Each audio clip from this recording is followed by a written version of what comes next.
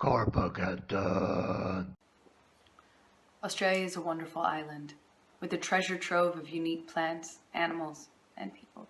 That has to be protected. It is true.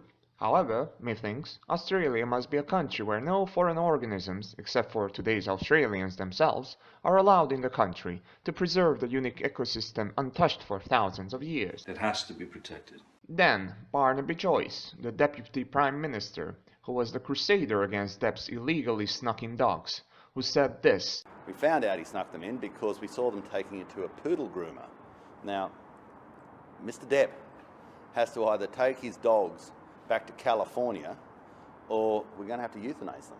Also came up with the idea that the government will release a virus, not just any virus, but a herpes virus in the River Murray to kill 95% of the carpfish population, a virus that does this to the fish. The humane Australian politician reasoned that this is the only way to get rid of the bottom-dwelling, mud-sucking fish, which could cost something like 50 million Australian dollars, 11 million US dollars. What did these indigenous species do so that they must be victims of bioweapon-caused genocide? Well, Mr. Joyce believes that the carp were costing the Australian economy up to 500 million Australian dollars per year. But the indigenous species that has to be protected.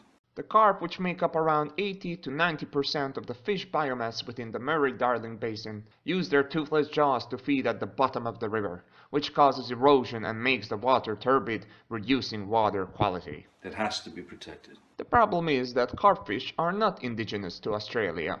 They were first introduced in 1859 for some reason. Their numbers exploded after they got accidentally released into the wild.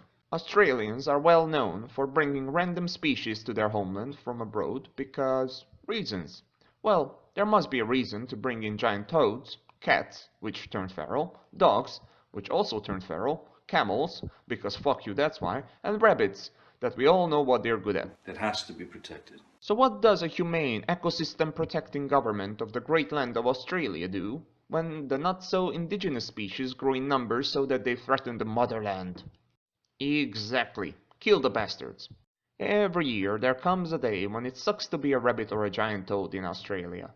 Locals gather the animals in bags, then throw them in piles at the local government, which gives them money in return. And wait until you see what they do with the camels. A major camel cull is being launched in the Australian outback. Sharpshooters in helicopters are using high-powered rifles to kill camel herds. The camel population has become so large that the thirsty animals have exhausted water supplies in some towns. The camels have also attacked air conditioning units just as the Australian summer is getting underway. Officials are luring the camels away from population centers so the airborne sharpshooters can kill them without endangering humans.